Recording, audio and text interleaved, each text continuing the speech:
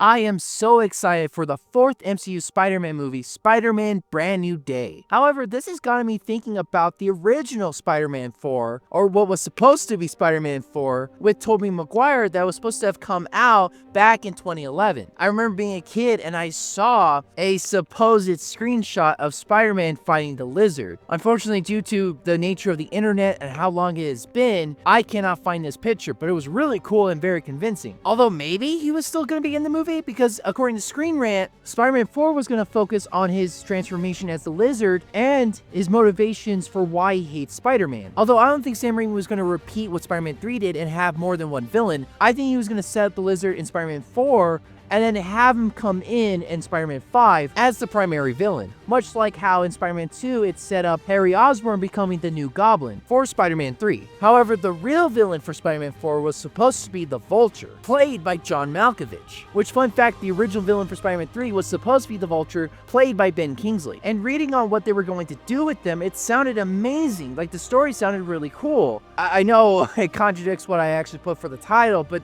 bear with me, I'm gonna get to that in a minute. Everything was going well for Peter, everything's great, except later on when he gets evicted apparently. Everything was going well for Peter, everything's great, especially as Spider-Man. There was supposed to be a montage of Spider-Man stopping crooks and criminals, especially one with Mysterio, which that would have been cool. But the story was that the Vulture was basically the Kingpin having his own underground criminal organization, even going as far as to buying the Daily Bugle, probably as a way to launder his money. But the reason why he got the name the Vulture is because he was a government contractor. He got the name the Vulture because he would leave nothing behind but bones. So he was gonna be a bloodthirsty, sadistic motherfucker, and that's exciting. But it really does sound like I'm trying to hype up the story, especially when you see the animatics and how brutal and amazing the fight scenes were going to be. Why the hell would I be happy that this movie was canceled? Well, it's the B plot. Spider-Man would have a love triangle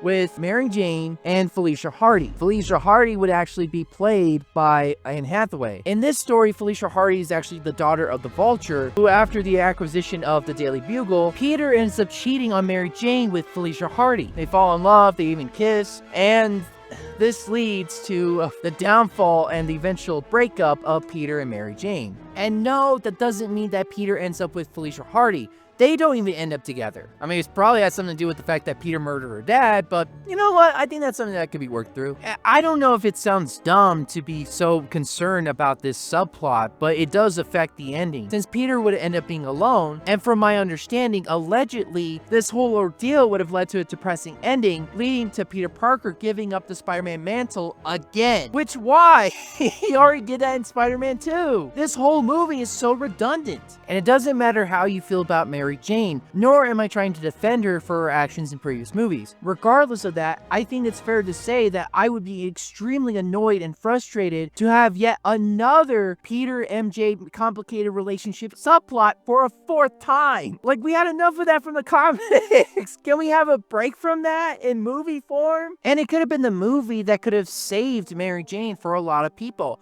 Mary Jane has gotten so many criticisms over the years. Oh, a lot of criticism, a lot of hate. But there is such a thing as a character redemption, like Rexplode. Rexplode was a despicable character in season 1 of Invincible, but over time he learned, he grew into a proper human being, and a very likable one at that. I'm just so sick and tired of having their relationship being so overly complicated. We had 3 movies with that. Why couldn't the story be that Peter and Mary Jane's relationship was evolving?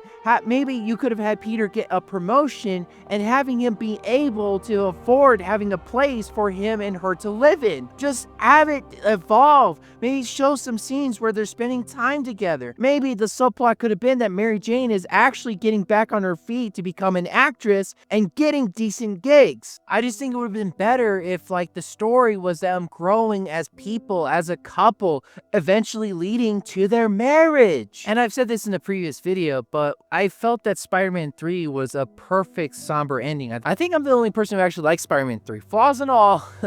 It's got problems, but I'm willing to look past it because I actually have a lot of fun watching it. But that ending really brought everything full circle. Mary Jane and Peter were able to keep their promise about no matter how things get bad, no matter what happens, no matter what crazy challenges that they will face, they will get through it together. But anyway, in my opinion, I think things worked out pretty good, especially if it led to Tom Holland's iteration of Spider-Man, which I love. I love MCU Spider-Man, and I love the Vulture in Spider-Man Homecoming. I think Spider-Man Homecoming is a very damn good, solid Spider-Man movie. I love that the Vulture was just a grounded character, not trying to be a big time, like not trying to take over the world or New York or nothing like that. He's just a man trying to provide for himself and his family, just a guy trying to get by. And I love that. And I'm so excited for Brand New Day. Oh, and it is such a fitting title. Still crossing my fingers that it is a grounded Spider-Man movie, but if they still go the multiverse route, I just hope it's still a good movie.